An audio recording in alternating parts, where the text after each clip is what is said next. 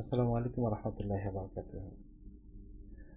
গত এক দশক আগে যখন সরকার ট্যাক্সের বিষয়টি নিয়ে সিরিয়াস হলো, তখন আমরা দেখতে পেলাম যে ব্যাংকে অথবা অন্যান্য প্রতিষ্ঠানে যখন সঞ্চয় রাখতে শুরু করলো মানুষ, তখন যাদের টিআইএন মানে ট্যাক্স আইডেন্টিফিকেশন নাম্বার, যাদের টিআইএন আছে, তারা সাধারণত ট্যাক্স ইনকামের উপর বা প্রফিটের উপর তারা সাধারণত 10% ট্যাক্স কাটছিল, আর যাদের নেই তাদের 15%। সো মানুষের মধ্যে একটা ভুয়া টিআইএন করার একটা প্রবণতা চলে আসছিল। তারা কম্পিউটারে ঘষামাজা করে ভুয়া নাম্বার বসিয়ে আরেকজনের টিআইএন সার্টিফিকেটের উপরে তার নিজের নাম বসিয়ে এভাবে বিভিন্নভাবে ঘষামাজা করে তারা টিআইএন সার্টিফিকেট করত। এবং বিভিন্ন অফিসিয়াল কাজেও যখন টিআইএনটা বাধ্যতামূলক করা হলো, তখন তারা যেহেতু এটা ভেরিফিকেশনের কোনো উপায় ছিল না প্রথম দিকে, তখন তারা এই ধরনের কাজগুলো করতো, যে আরেকজনের টিআইএনের উপর নিজের নাম বসিয়ে দিয়ে অথবা ভুয়া একটা টিআইএন করে একটা সার্টিফিকেট বের করতো কম্পিউটারে এডিটিং করে।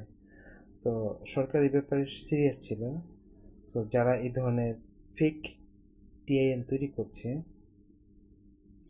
কেন করতো এটা আমি কিছুক্ষণ আগে বললাম, যে সরকার বিভিন্ন ট্যাক্সের উপরে যে প্রফিটের উপরে যে ট্যাক্সটা কাটে সেটা যেন কম কাটে, অথবা বিভিন্ন যে সরকারি সার্ভিসগুলো পাওয়া যাচ্ছিল, আপনার জমি registration, hospital check up, airport passing, MBC, এই সমস্ত ভ্যারাইটিস ক্ষেত্রে সো মানুষ সাধারণত এই ধরনের ফেক টিআইএন করার একটা প্রবণতা তৈরি হয়। সো কেউ যদি এই ধরনের ফেক টিআইএন করে অথবা কোনো প্রকার যৌক্তিক কারণ ছাড়াই আরেকজনের টিআইএনটা ইউজ করে, তখন তার জন্য সরকার একটা পানিশমেন্ট ঘোষণা করেছে।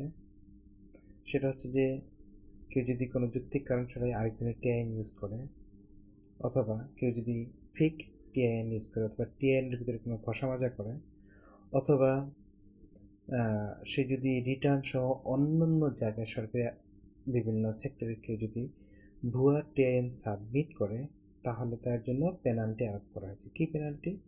তাকে ডিসিটি, ডেপুটি কমিশনার অফ ট্যাক্সেস, ভদ্রলোক, তিনি যতটুকু ইচ্ছা তাকে ততটুকু পানিশমেন্ট করবেন, কিন্তু মেরিট অনুযায়ী পানিশমেন্ট কিন্তু সেটা 20,000 টাকার অধিক হবে না, সর্বোচ্চ 20,000 টাকা পর্যন্ত তাকে পানিশমেন্ট করতে পারে যারা ফেক টিআইএন ইউজ করবে।